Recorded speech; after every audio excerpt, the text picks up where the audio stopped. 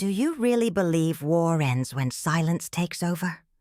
That after the bombs, all that's left is rebuilding? Well, I'm here to tell you the opposite.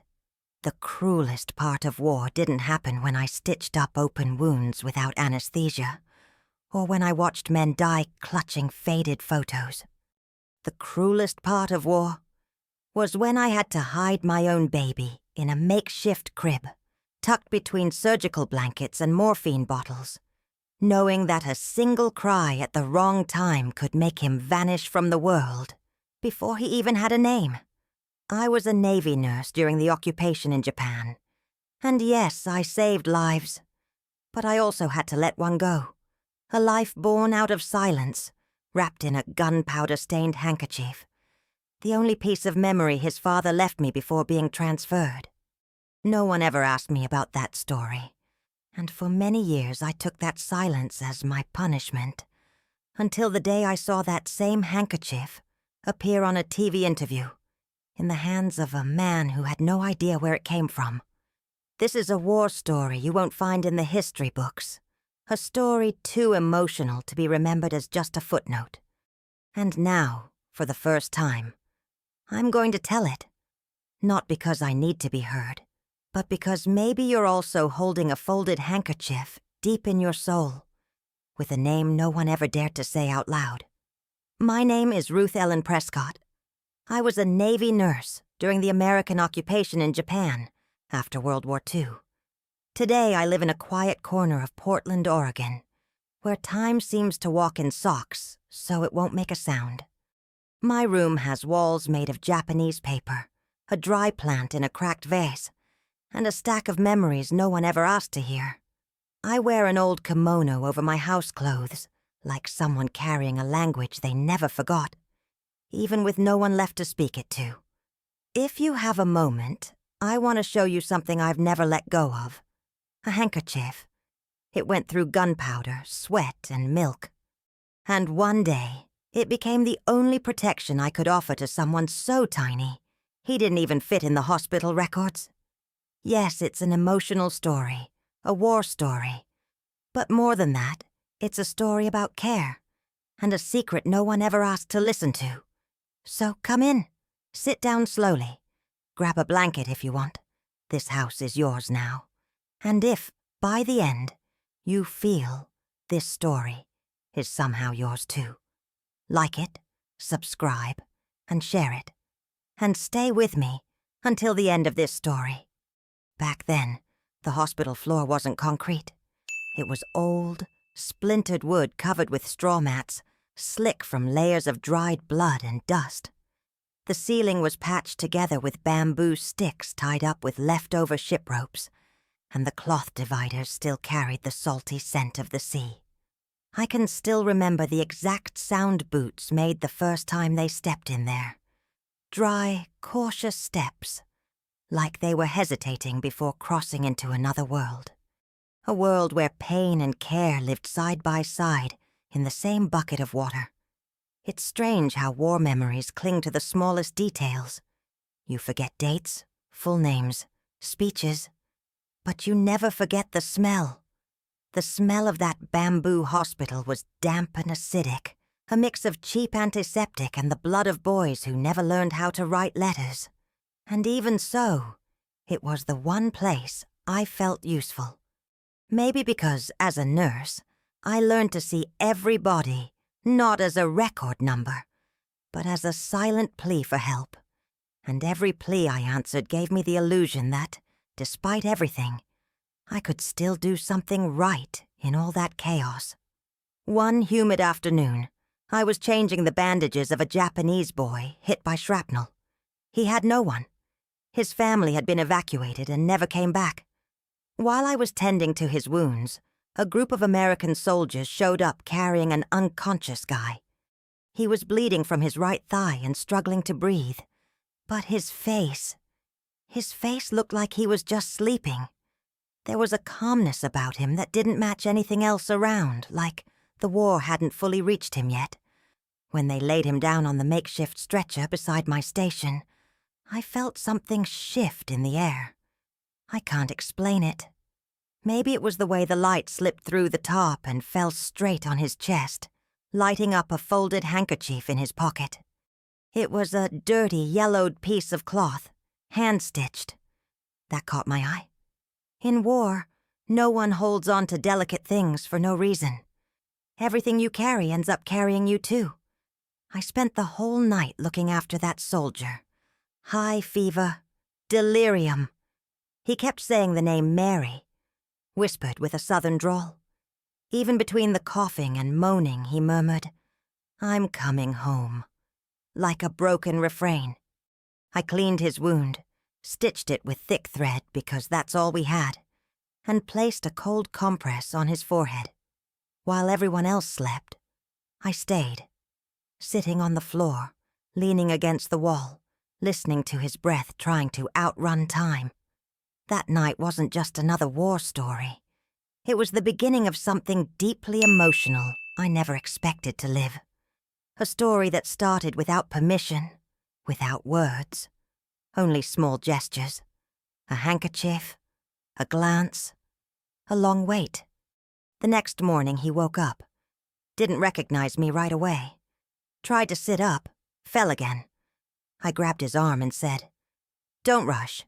Time moves slower in here." He laughed with a dry throat. And that is when he told me his name. James. Just James.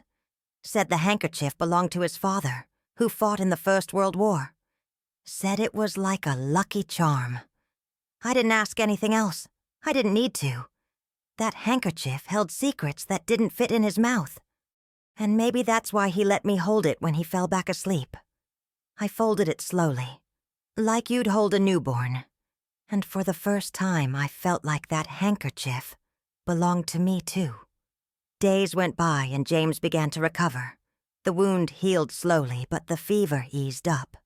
And with it, so did my own resistance. We started talking during those long nights when the groans of other patients kept us awake. He told me about his hometown, about cornfields and a dog named Butch. And me.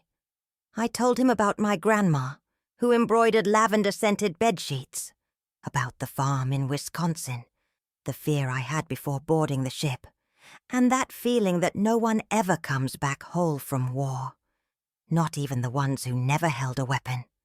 Those talks stitched us together with invisible threads, like we'd entered some kind of silent pact. We didn't talk about love, but we talked about what might come next. And that was almost the same thing. One night he held my hand. His was warm, still a little shaky, and he said only, "If I die, throw this handkerchief into the sea." I didn't answer. I just squeezed his fingers tight. And that night, we slept side by side, between sheets that smelled like disinfectant and promises with nowhere to go. It was the beginning of a secret I didn't even know I'd carry for so long. The war was still out there, just beyond the walls. But in here, between bamboo and silences, something much bigger was being born. Sometimes I think that makeshift hospital was my first real home, because in it, I learned that care can exist even in the middle of destruction, that a nurse can be both fortress and shelter, that love, even silent, has a scent, and that a stranger's handkerchief can become the only memory of a makeshift crib. He handed me the handkerchief without a word. We were sitting outside the tent on a wooden crate covered with an old towel that doubled as a table during ration days. The sun was starting to sink behind a row of silent cherry trees, and the smoke from makeshift stoves drew lazy spirals in the air. James looked at me for a few seconds like he was weighing something invisible. Then, with tired eyes half closed, he reached out and gave me that folded piece of worn, faded cloth. "Keep this for a while. Brings me luck," he said. The handkerchief felt rough to the touch, and right in the center was a dark stain. "Gunpowder," he explained. It had belonged to his father, a sergeant in the First World War, who came home with a piece of metal in his leg and too many ghosts in his eyes. His father gave him that handkerchief the night before he left, saying, "Take this with you. It's been through fire. Now it's your turn." James didn't speak about it with sorrow, but there was a shadow behind his words, like that object carried more than luck, like it was a reliquary of inherited pain, an anchor to a war story that didn't start with him, and maybe wouldn't end there either. I held the handkerchief carefully. It was stained with gunpowder, but it also smelled like old sweat, iron, and open fields. And more than that, it held something I only noticed when I turned the inside over and saw 2 hand-stitched letters. J.M. I wanted to ask if those initials were his or his father's, but something stopped me. Maybe it was the way he looked at the folded cloth, like he was looking at a disguised tomb. That's when I realized it was a secret, a piece of history he didn't want to explain, only pass on. That night I slept with it under my canvas pillow, not as a charm, but as a shield. And I dreamed, for the first time in weeks. I dreamed of green fields and clean sheets, of a baby wrapped in fabric, cradled by steady hands. I woke up with misty eyes and a strange feeling in my chest, like my body was trying to tell me something my mind wasn't ready to face yet. That handkerchief became part of my daily routine. I kept it folded among the infirmary linens, near the sterilized syringes. Sometimes I'd carry it with me to triage, hidden in the pocket of my apron, like a quiet prayer stitched between seams. James started to heal faster. He began walking again with the help of a cane we made out of bamboo. He smiled more, but at the same time he grew quieter, like he sensed our time was running out. The orders came on a gray morning. He'd be transferred to a naval base in Okinawa for full treatment. I found out before he did, and when I stepped into the shelter where he was resting, I found him sitting in silence, staring at the handkerchief, now placed on his chest like a medal. "You'll need this more than I do," he said, trying to smile. "Take it. Keep it for me." Then he turned his face to the wall. I took the handkerchief, and with it, I took a kind of emptiness I still don't know how to name. That piece of cloth became my secret, my companion on night shifts, my folded memory. I kept working as a nurse like nothing had changed, but inside, everything had. The war, with its bombs and screams, had faded into the background of something more intimate. A quiet, emotional story that played out between a bandage change and a spoonful of rice porridge. And at the center of it all was the handkerchief, stained, forgotten by everyone, except me. The months that followed were the hardest. Supplies were running low, and the number of wounded kept growing. My feet were cracked, my hands raw and bleeding. But the handkerchief was always with me, in my pocket, in my apron, sometimes tied around my wrist. I used to say it was to wipe sweat, but the truth was it reminded me of something I couldn't quite explain. It reminded me I was still human, that even there, in the middle of war, there was love. Or at least something close enough to keep me going. And then came the fever. It started subtle, with night chills. I thought it was just exhaustion.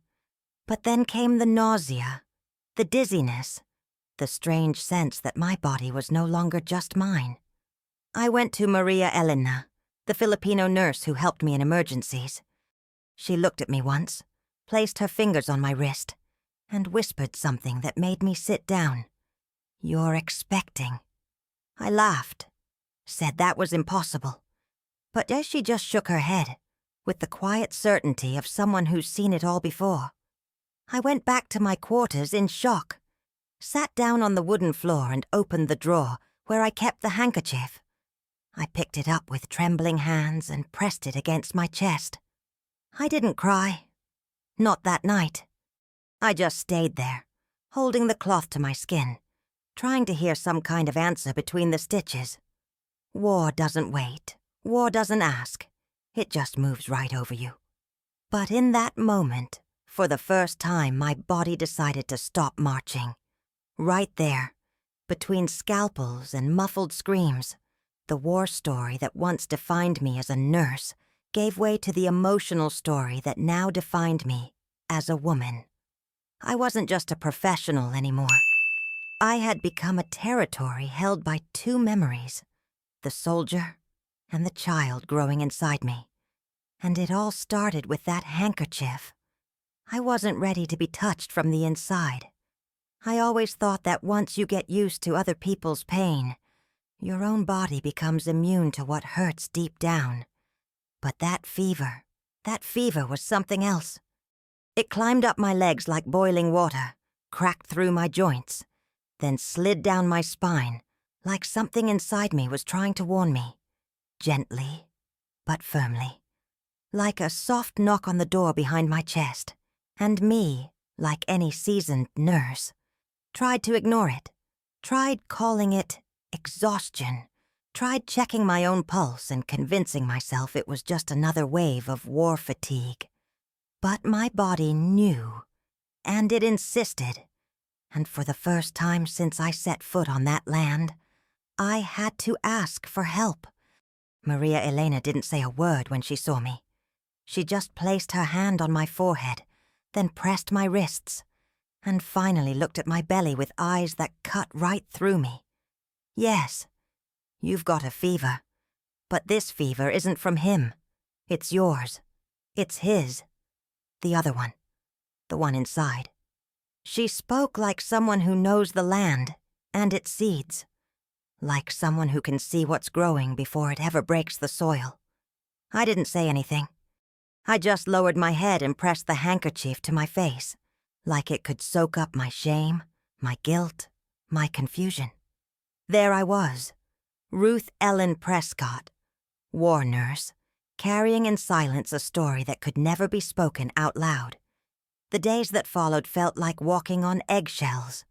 I kept treating patients, even with trembling hands, changed bandages, carried water buckets, prepared syringes. But inside me, something stirred, small, steady, a secret pulsing, growing by the day. The war around me didn't seem to notice, the distant gunshots, the random screams, the smoke slipping through the tent cloth like mist. It all faded into the background of what was happening inside. My belly was still discreet, but I knew.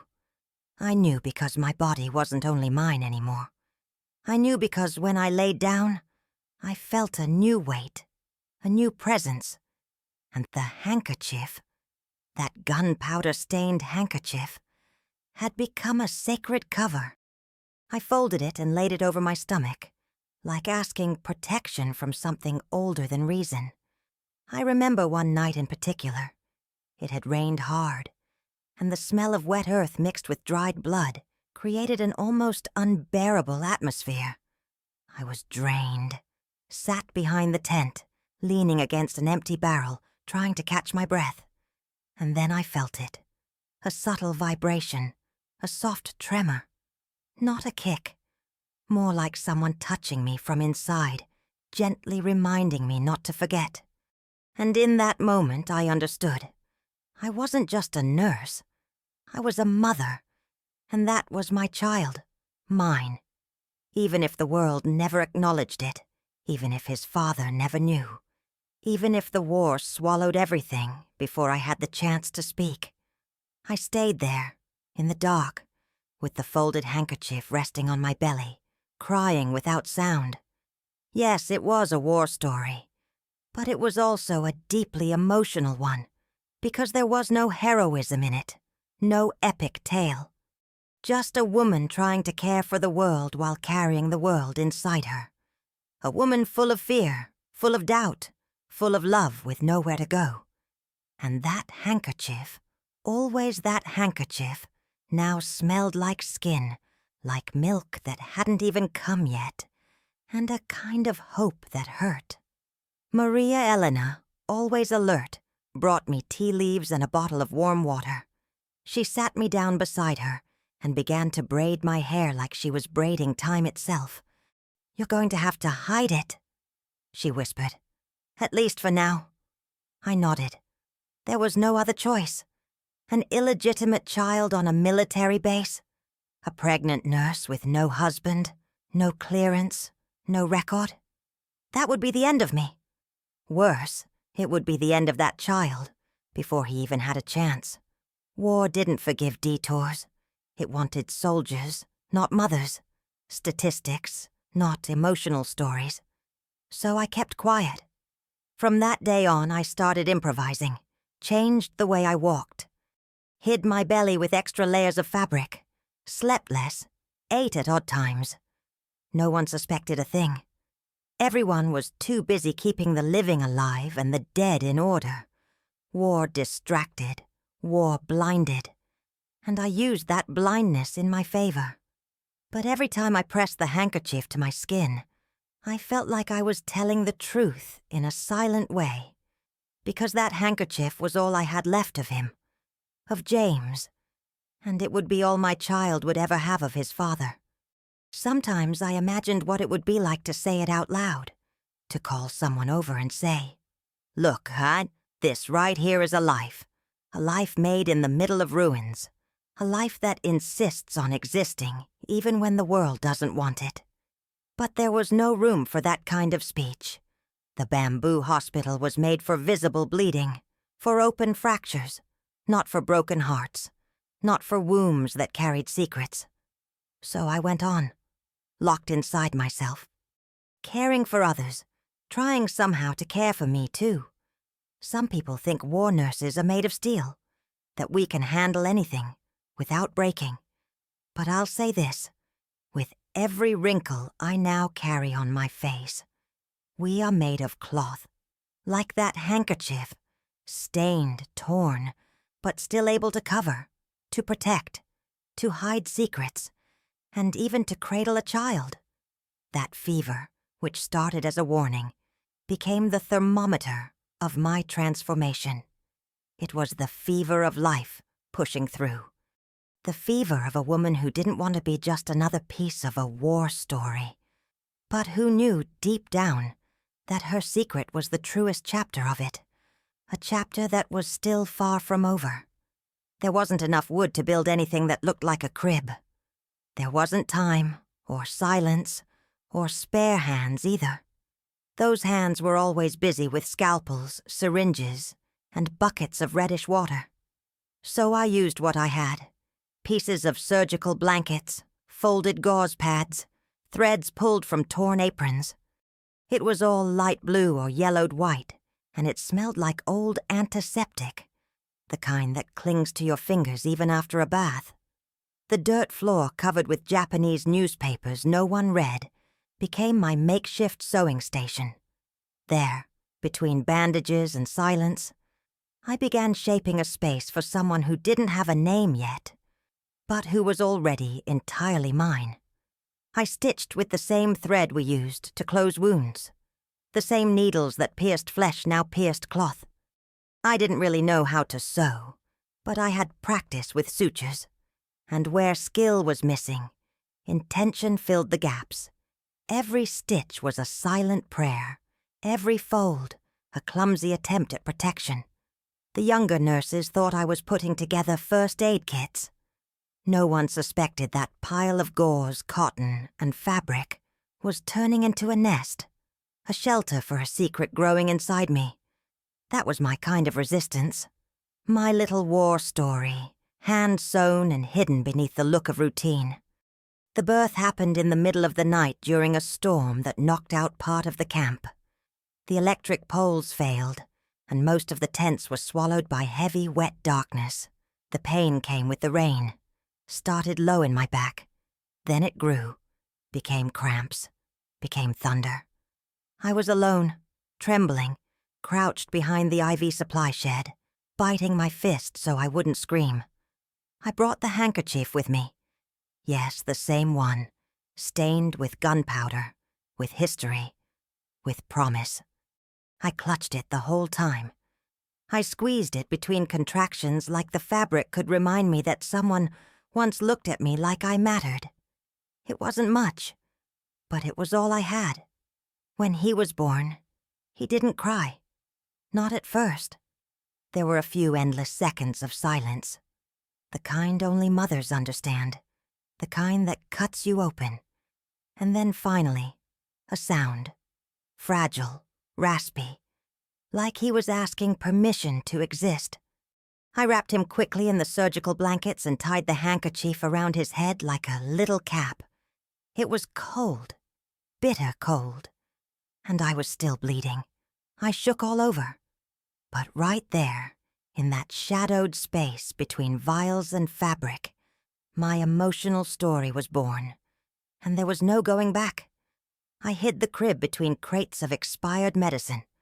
A small opening between the shelves let in light in the morning. I arranged things the best I could. Clean cloths, strips of tape to block the wind, bottles of warm water for heat. I breastfed in silence, between shifts, terrified of being heard. My breasts ached, the internal stitches still burned. But the war didn't stop, and neither did I. It was like living in two worlds at once. In one, I was the tough nurse who managed the morphine inventory and scrubbed her hands with purpose. In the other, I was a woman with a secret wrapped in hospital fabric. I called him my little bird, because he was small, light, with a high-pitched sound that barely came out of his throat. Sometimes I swore he understood when I whispered. I told him about the cornfields in Wisconsin, about my mother, about the time I won a used poetry book at a church bazaar. I told him his father had sad eyes but steady hands, that the handkerchief keeping him warm had traveled from the First World War all the way to him, and that even if no one ever called him by name, he was someone, a whole life, a full soul. On the hardest days, that handkerchief was our shield. Once he coughed so hard he turned pale. I held him to my chest and rubbed the cloth against him, like I was rubbing in faith. Another time, we almost got caught. One of the officers walked into the supply tent and came close to where the crib was hidden. I moved quickly, knocked over some boxes, made noise on purpose, faked a coughing fit. He told me to leave and laughed at my feminine weakness. He had no idea that behind those crates slept a secret, small, warm, and alive. Maria Elena helped with whatever she could. She snuck in food, watched over his fever when I was on shift. She didn't talk much, but her actions said it all. Sometimes I'd catch her looking at the baby like someone looking at her own past. One day she held the handkerchief and said softly, "You have to keep this forever. He'll want it one day. He'll miss something he never saw." I cried in that moment, cried like a child, because I knew the world out there might never accept that child. But he was already more a part of me than anything I'd ever lived. The war went on. The wounded kept coming. The bombs were falling closer, and the makeshift crib remained right there, between surgical blankets and hidden hopes. Sometimes, while I was washing wounds or listening to soldiers groan after losing limbs, I'd wonder, how could life exist in a place like this? How could there be birdsong in the middle of so much shrapnel? And the answer came every time I returned to the hiding spot and saw that tiny body asleep, wrapped in his father's handkerchief, breathing with effort. But breathing. Even now, when I close my eyes, I can feel the texture of those surgical blankets, their smell, the muffled sounds of stifled cries. That was a miracle, a stubborn miracle sewn by hand in the middle of a war story. An emotional story no one ever wanted to hear, but one that still lives in every fold of that stained cloth. Because before he had arms to hold him, he had a nest. Before he had a name, he had protection. And before he had a future, he had a mother, even if only for a short time, even if only in secret. That night, darkness fell early, like the sky was in a rush to erase everything. It was a thick blackness, the kind that swallows even the closest shapes. The power had been unreliable for days, and the kerosene lamps barely pierced through the dampness rising from the ground. I was exhausted beyond the body, a bone-deep fatigue that weighed down even my gaze. I'd spent hours tending to a group of soldiers who came in burnt to the bone, their skin so darkened by the blast that their fingers looked like charcoal. The gauze wasn't enough. Words weren't either. And by the end of my shift, all that remained was silence, the kind that screams on the inside. I returned to the supply shed with a heart beating out of rhythm. The soft rain tapped a steady cadence on the tin roof, and my boots made a wet, dull sound in the mud. When I stepped inside, the smell wrapped around me. Damp cotton, hospital fabric, the milk already hardening in my breasts. He was there, as always, in the little crib between the supply crates, sleeping peacefully, eyelids half closed, breathing shallow and steady.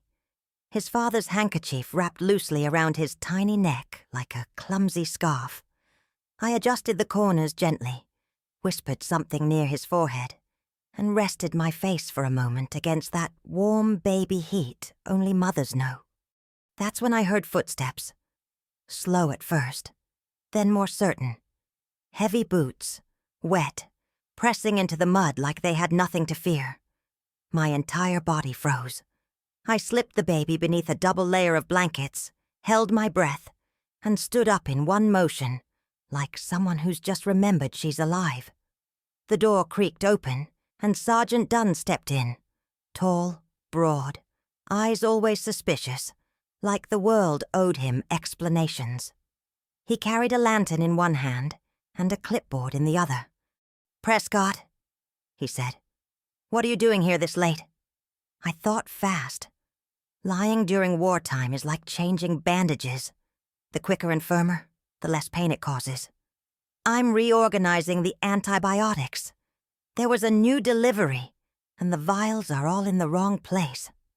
I pointed to a stack of boxes, praying he wouldn't notice my sweaty face, my trembling hands, the panic leaking from my eyes. Dunn took one more step inside. The floor creaked. He glanced at the clipboard, then looked around with the kind of suspicion that sniffs out contraband, and then he moved closer to the corner where the crib was hidden. I saw it unfold in my mind. Him kneeling, pulling back the blanket, discovering the baby. Total silence, a muffled gasp, an arrest order, expulsion, disappearance, a war story cut short before it could become an emotional one.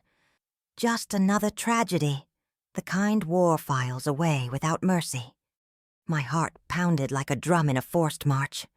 I was about to throw myself between him and the crates when, in some inexplicable second, something distracted him. A sharp siren from outside. Dunn turned, frowned. "More wounded incoming," he muttered. "This hospital's turning into a graveyard of the living." And without looking back, he blew out the lamp and walked out. My legs gave out. I dropped to my knees beside the crib, took a deep breath and peeled back the layers of cloth. He was okay, still asleep, but something in me had snapped awake with force. I finally understood the size of the risk. This wasn't just a secret. It was a sentence. If that baby were found, he'd vanish without a name, without a record, without mercy. And me? Well, I wouldn't even be allowed to scream. War had no ears for hidden mothers. It only heard orders, truck engines, and distant explosions. After that night, I doubled down on protection. I sewed extra layers into my apron to better hide my leaking breasts, made diapers out of torn bed sheets, used his father's handkerchief as extra warmth on cold days. It no longer smelled of gunpowder.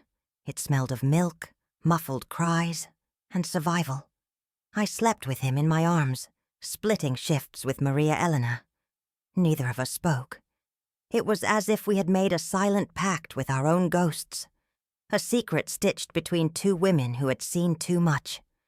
Outside, the war rolled on. Troops marched. Bodies arrived in canvas bags. Letters were handed to trembling hands. But inside that stuffy storeroom, in the hours when the world forgot about us, I lived a different story. A story no one ever asked me about. A war story, too, but more intimate. A deeply emotional story that didn't belong in medals or speeches. It was made of cloths washed at night, drops of milk stolen from time, a handkerchief that became blanket and talisman. And the danger was always there. Always. Every door that opened was a threat. Every lingering glance. Every moment Maria Elena didn't return on time. I lived in a state of constant alert, as if at any second the war might burst through the door and take everything. Sometimes during shifts, I'd see women scrubbing blood off the hallways and think, who would clean up mine if something happened? Who would tell this story if I couldn't anymore? It was in that tension that I learned to count seconds, to read sounds, to decipher silences, to move like a shadow. It shaped my body, my gaze, my soul. And maybe that's why, even now, so many years later, I sometimes wake up with the feeling that I'm still hiding something. Because I am. Because I did. Because I had to. And because, that night, with the handkerchief lying outside the crib, and Sergeant Dunn just steps away from discovering everything, I made the most important decision of my life. To protect, no matter the cost, even if it meant disappearing with my secret. He was the only one in that place without a name. The wounded arrived with tags, with ID plates, with records tucked into their pockets. Even the dead had some form of identification. If not a dog tag, then a ring on a finger, a torn letter in a backpack. But him. He was just a baby hidden in a wartime supply room. No papers, no certificate, no baptism. Only what I carried in my chest. Only what I whispered on suffocating nights, scared someone might hear. I called him Akira James. A name born from two worlds. Akira, a name I learned from an old Japanese monk who offered me tea during a storm. And James, the name of the father who never knew he'd planted life in the belly of a wartime nurse. Akira because it meant light that comes after darkness. James because he showed me, without meaning to, that sweetness still lived among the rubble. I never wrote that name anywhere. I never spoke it aloud. It was always whispered, like a forbidden prayer. I said it just for him, between feedings, between diaper changes, and distant bombings. I spoke it like someone sketching a possible future on a cloud-covered sky, and he'd respond with half-closed eyes like he understood, like he was saying, I know, I'm here. But no one else could hear. In that war hospital, names were documents, and documents led to questions, authority, investigations. I couldn't allow it. A name made things official. A name made him real. And reality wasn't safe. Reality would have condemned him to erasure or disappearance. So as much as it hurt, I stayed silent. I had to make him invisible on paper to keep him alive in the flesh. It was my purest, most dangerous secret. Maria Elena, always perceptive, respected that silence. Once a question nearly slipped from her mouth. What will you call him? But she swallowed it and handed me a clean cloth instead. Maybe she knew too. Giving something a name is giving it a soul.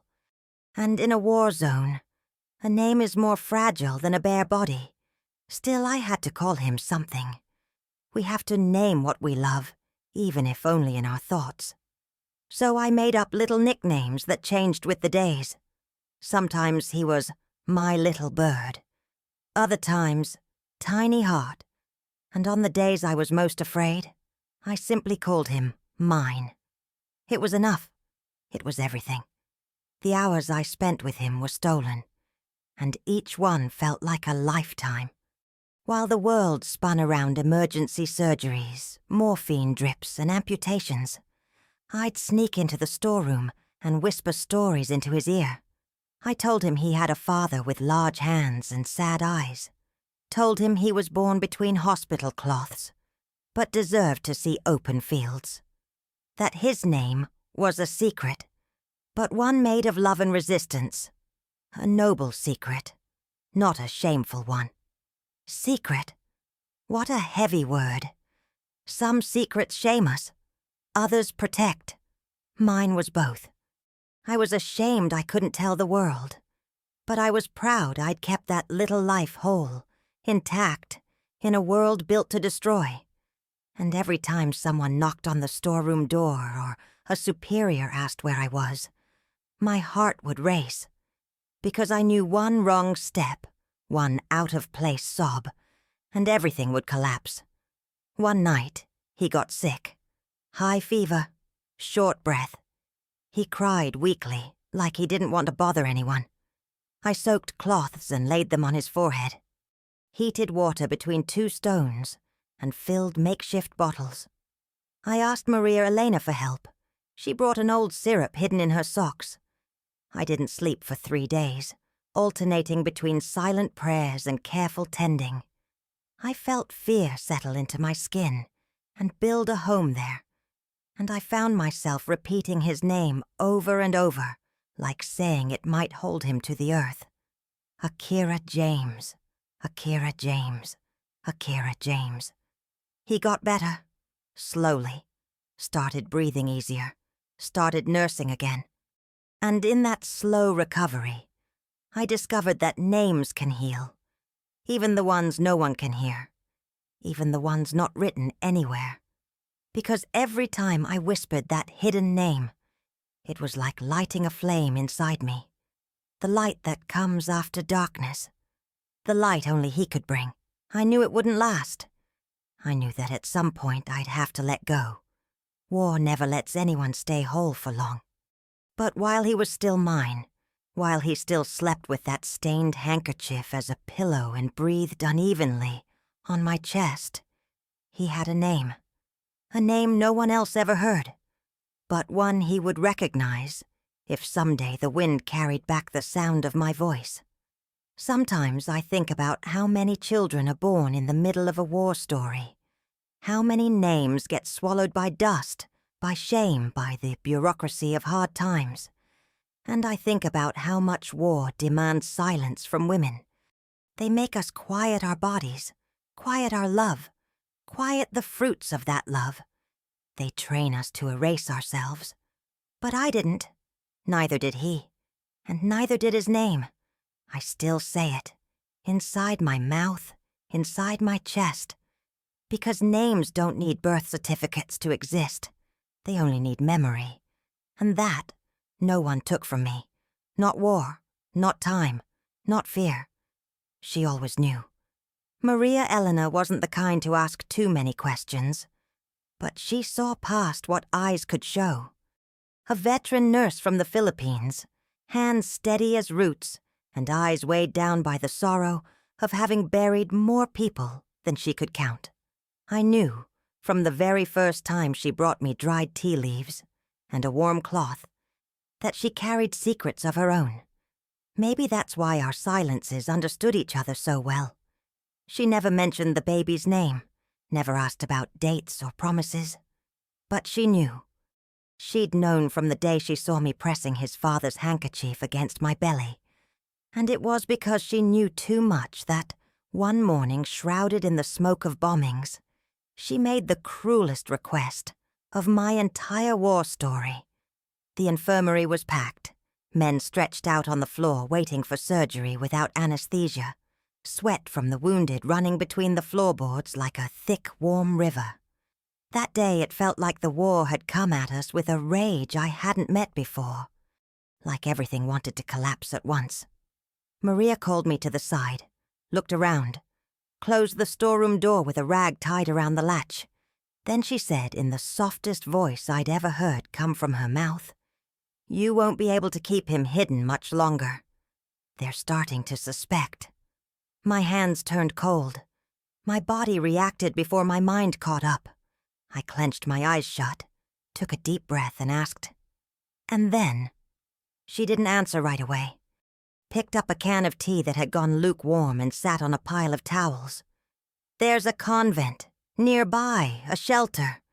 The sisters take in children left behind by soldiers, orphans, babies born to women who couldn't go on. They don't ask questions. They just care. I've taken others there. They lived. It hit me like a slow-moving bullet. I knew she wasn't suggesting. She was giving me my only chance, the chance to save my son before the war devoured him like it had everything else. But how do you give away a piece of your own body? How do you wrap up a secret that's become flesh, milk, cries, hope? I tried to speak, but my throat burned. Everything in me said no. No. No. But she was right. He was crying louder now. His eyes were opening more often. His skin flushed in the heat, and the blankets no longer muffled the sound. I was starting to make mistakes on duty. Dropped vials, let a dirty scalpel slip by. Nearly gave the wrong dose. My mind was split between two trenches. One side, the nurse. The other, the mother. And the ground between them was a minefield. That night I returned to the storeroom with shaky knees. I held the baby for hours. Rocked him gently. Sang an old song my grandmother used to hum when the power went out and the oil lamp flickered. Sleep, baby. Sleep, under the moon so deep. The handkerchief was pinned to my blouse, resting against his chest. That was all I could give him. The legacy James had left without knowing. A piece of cloth, like a will, written in silence. I knew what I had to do. But knowing doesn't make it any easier. 2 days later, Maria brought a box. It was made of thin wood, smelled of cloves and rice soap. Inside, a clean blanket, a pair of cloths, a small wooden cross tied with twine. "The sisters will come tonight," she said. "Everything has to be ready. No long goodbyes." I nodded. My hands trembled so badly that the tea spilled down my wrist. I took the handkerchief, kissed its stained corners, and folded it as if I were folding my own heart. At the appointed time, I wrapped my son in that blanket, with the handkerchief pressed close to his skin. I placed my forehead against his and whispered, "Akira James. That's the name I give you. And even if no one ever speaks it again, I'll keep saying it inside me. You are my story, my secret, my victory inside this war." Maria didn't cry, but her eyes were red. She took the baby gently and walked out the side of the hospital, disappearing into the mist of dawn. I stayed there, sitting on the floor, empty, like something had been torn out and yet also left behind. A deep silence wrapped around me. Not the loud silence of war, but the kind that comes when you lose something only you ever truly had. And in that moment, the hospital felt small. The world felt wrong. I, a war nurse trained to save lives, had just handed over mine, wrapped in a blanket with a handkerchief tied to his chest. The days that followed, I moved like a ghost. My colleagues noticed my pale face, the heaviness in my step. But war doesn't pause for the grief of unregistered mothers. I kept working, washing, stitching, delivering morphine. But something inside me never came back. A part of me stayed in that wooden box, between folded cloths and silent promises. If someone asked me why I did it, I don't think I could give an easy answer. I did it because there was no other way. Because love, in those times, demanded the cruelest kind of courage. The courage to disappear so someone else could live. The courage to stay silent so a life wouldn't be erased. And still today, when I run my hand across the scar on my belly, I feel it pulse with his name, with the secret, with this emotional story no one ever saw unfold. But that still lives inside me, folded like the handkerchief he carried. Back in the United States, life moved forward with a speed I couldn't keep up with.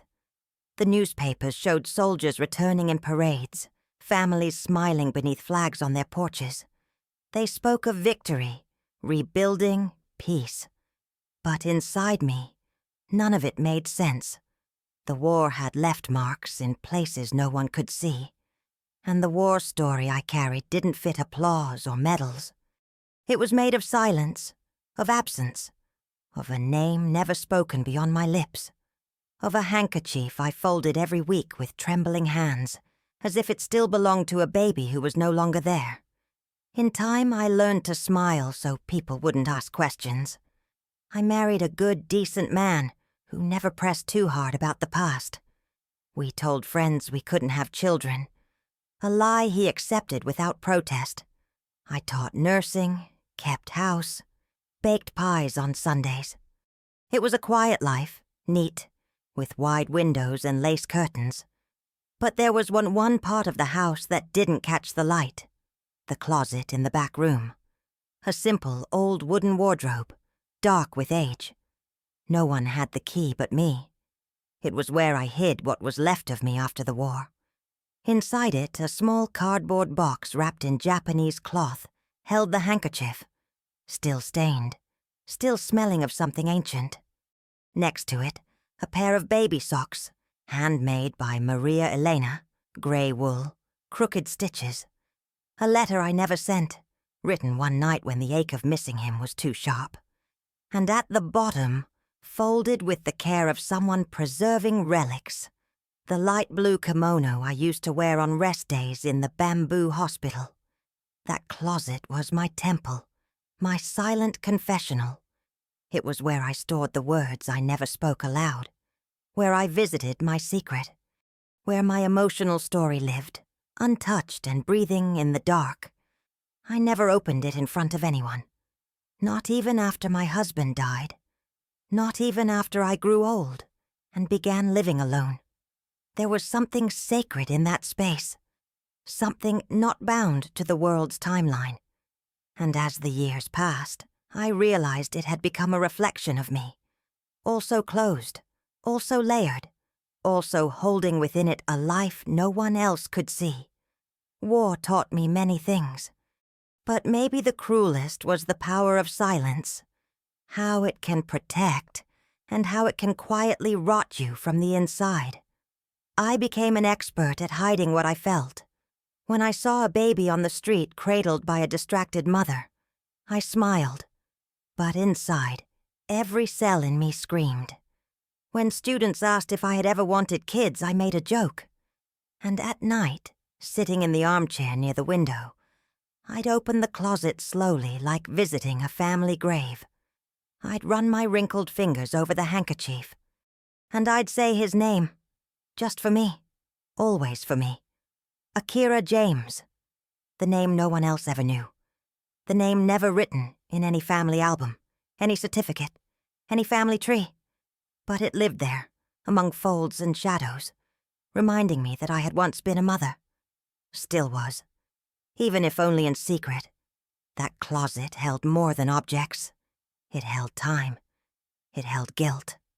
Because even knowing I did the best I could, the wound of leaving him behind never fully healed. Some pain doesn't scar, it just settles. And mine lived in there, folded in Japanese cloth, wrapped in unspoken words, like a poorly made origami of interrupted love. On certain winter nights, the wind made the house walls moan, and I'd hear that sound like an old lament. I wondered where he was, who he became, if he still had the handkerchief, if the sisters ever told him part of the story, if he had his father's eyes, or those long fingers he used to grip my pinky. Maybe they were just fantasies, but they were all I had, my way of staying a bridge between what was and what was never allowed to be. I never wrote about him, never told anyone he existed, because even after all this time, the war still felt too present, still made me afraid for him, as if some military authority could walk through the door and demand proof, explanations, confessions, as if being his mother was still a risk. And maybe it is, because some war stories never really end. They just change setting. They leave the battlefield and settle into an old nurse's closet, waiting to be told. Today, when someone asks me what I hold most dear in life, I think of that closet, because everything I am is in there. The nurse, the mother, the woman who survived, and also the woman who had to hide her greatest joy so she wouldn't lose it. Sometimes I think of opening that door to the world, writing a letter, registering his name. But then I remember, some loves survive on secrecy. They don't need a stage, just reverence. And so, I close the door gently, sit in my chair, and let memory do its work. Because it's not just war that transforms us, it's what it forces us to silence. And in that silence, in that closed closet, lives the deepest part of my emotional story. The one no one saw happen. But that's still alive, just beyond the lock. It happened by chance. It almost always does. The things that shake your soul never come with warning. They slip in quietly, through the corners of life and catch you off guard. In the middle of a lukewarm cup of coffee, or some slow-paced TV show you barely notice. It was an ordinary afternoon. Curtains half open, a light rain tapping on the window. The remote rested in my lap as I watched one of those gentle interview programs with soft accents and calm narration. The kind people put on when they don't want to think too much. I wasn't expecting anything. I was just passing time, like flipping through a book I had no intention of finishing. And then the image appeared. A man. Black hair slightly graying at the temples, olive-toned skin, a reserved smile. The kind people learn when they've had to hold themselves together from a young age. He sat across from the reporter, a small table between them. He spoke slowly, his English accented, like it had come to him in pieces, more through listening than speaking. But that's not what froze me. It was what sat on the table. A handkerchief, folded in a triangle, stained, worn. And on the edge, my heart skipped. There were the letters, stitched in dark thread. J.M. The same letters, the same handkerchief. I blinked several times, thinking my eyes were lying. But they weren't. It was real. The camera zoomed in, and he picked it up with a kind of reverence that pierced straight through me. This handkerchief was left with me when I was a baby, he said. They say it was wrapped with me in the blanket when I was left at the convent. No one knew where it came from. Just this, and a piece of paper with one word written in Japanese. Hikari. The reporter asked if he knew what it meant, and he replied, "It means light." I brought my hand to my mouth. My whole body trembled. Hikari. That was what I used to whisper while rocking him. I never wrote that word down. But it lived inside me. It was the silent translation of the name I never said out loud outside that shelter. Akira. Light that comes after darkness. The reporter kept asking questions, but I wasn't hearing anymore. The words floated through the room without landing. My eyes were glued to that face.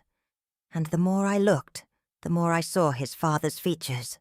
The shape of the jaw. The calm way he moved his hands, the way he tilted his head when listening.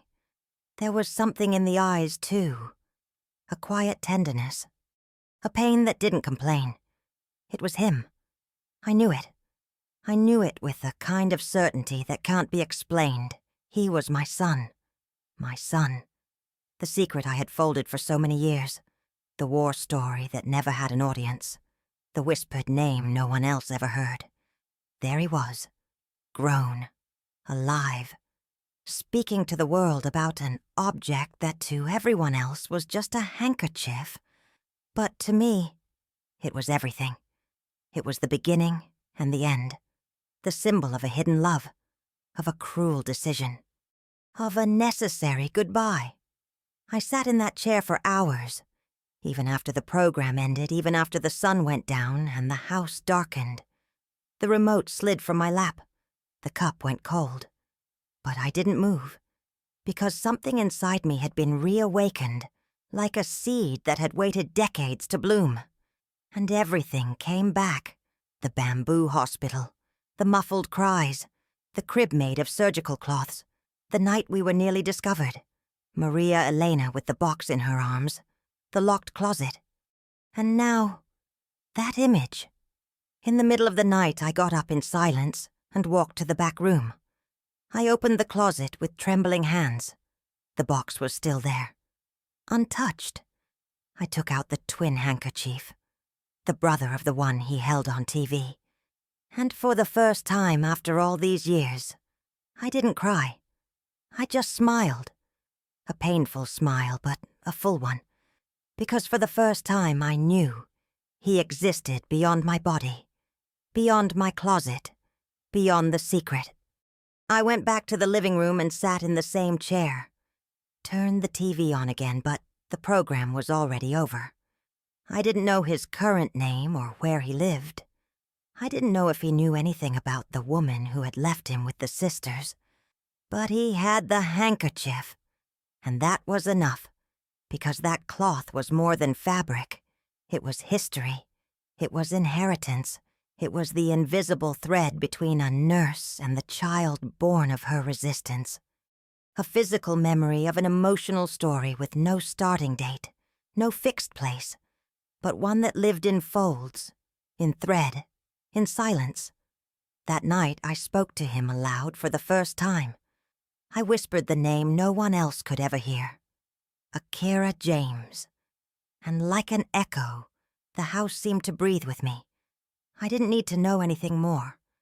I didn't need to search, because sometimes just knowing the story wasn't lost, that's enough. It was war that separated us. But it was the handkerchief that kept us connected. And as long as I'm here, folding this cloth, that war story will keep being told, even if it's only for me, between a forgotten cup of tea and the shadow of a son who still lives in the warm fold of my chest. She's still here, the plant, fragile, thin, dried out, a twisted stem, 2 stubborn leaves hanging on, and a root that seems to dream of water when there's no more hope for rain. I keep her in the same pot, on the low table beside the window, where the afternoon light still insists on visiting. No one understands why I don't throw her away. People say she's ugly now, just a reminder of something that once was alive. But that's exactly why I keep her. Because in some way she understands me. She is like me. Every day I wake up and look at her, and I think, she's still here. Like someone marking time by presences the world considers invisible. Like someone who measures love not by bloom, but by staying. Because what stays, even dry, even silent, tells a story. And I, more than anyone, know the value of a story that survives being forgotten. After I saw the handkerchief on TV, I was never quite the same. Not because he recognized me. He didn't. But because I saw, with my own eyes, that he had grown. That he breathed, spoke, smiled. That he had found a way to live even without visible roots. And ever since, everything in this house has felt different. The closet feels lighter. The handkerchief, warmer. The plant, more alive. I'm old now. My body doesn't obey like it used to. The hands that once stitched surgical blankets and closed open wounds now tremble just trying to hold a cup of tea. My steps are small. My days are quiet. But inside, the same war story still flows through me. The same emotional story still pulses, the one that hid in the folds of a uniform. And still humming softly is the same secret that never needed an audience to exist. Sometimes when it rains gently and the window fogs over, I imagine what he'd be like if he were here. Not with guilt. I buried that long ago. But with a gentle affection, the kind that knows love is also letting go. I imagine the sound of his voice calling me. his hands holding the handkerchief, now faded but still intact. I imagine a set table, an unhurried afternoon, and him saying, "So it was you," and me replying, "It was, but I was always here." And in those moments, I look at the dry plant and understand that she's waiting too, that she remembers, because even without blooming, she didn't die. She's resting, like certain kinds of love, like certain names, like certain mothers. That plant was a gift from one of my students, a sweet girl who admired me without knowing why. She said I had eyes like someone who had seen too much. I never confirmed, just accepted the pot and promised to care for it. That was more than 20 years ago. The plant dried out during its first winter, and I never had the heart to throw it away. Since then, she's become my companion through the watches of time. Every fall, I lose another leaf. Every spring, I hope something will return. And even if it doesn't, I stay. Because that's what we do with what we love. We stay. If you saw me now, sitting here in my faded kimono with my hair in a loose braid, you might think I'm just another old woman living in the past. But I'm not. I'm made of the present of things that resist, the present of stories that still need telling, even when no one asks anymore. I'm a woman who was a nurse in the war, and who survived what war couldn't erase, the invisible thread between love and silence. Today I don't have to hide my secret anymore. He grew up, became a man, lives somewhere else. He may never know I exist, may never discover that the handkerchief he holds was once folded by the same hands that rocked him in silence. But I know, and the plant knows, and so does the handkerchief, and that is enough. My story doesn't end in bold letters. There's no soap opera reunion, no tearful hug at a train station. What I have are folded memories, planted hopes, silences tended with care. What I have is the echo of a name that still lives inside me. What I have is presence. And if one day someone asks about me, if someone wants to know who Ruth Ellen Prescott was, the war nurse, I want them to say just this. She knew how to love in silence. She knew how to hide a handkerchief in a makeshift crib. And she knew how to wait, like a dry plant, like a mother who never stopped being one. I didn't keep medals. I didn't come back with visible scars. I didn't have a photo to frame or a letter to deliver. What I brought back from war wouldn't fit in an album. I brought back a carefully folded secret, a name no one ever heard aloud, and a memory that still breathes in the quietest corner of my home. Maybe you think this is just another war story, the kind that gets lost in history books, told in hushed tones by forgotten women.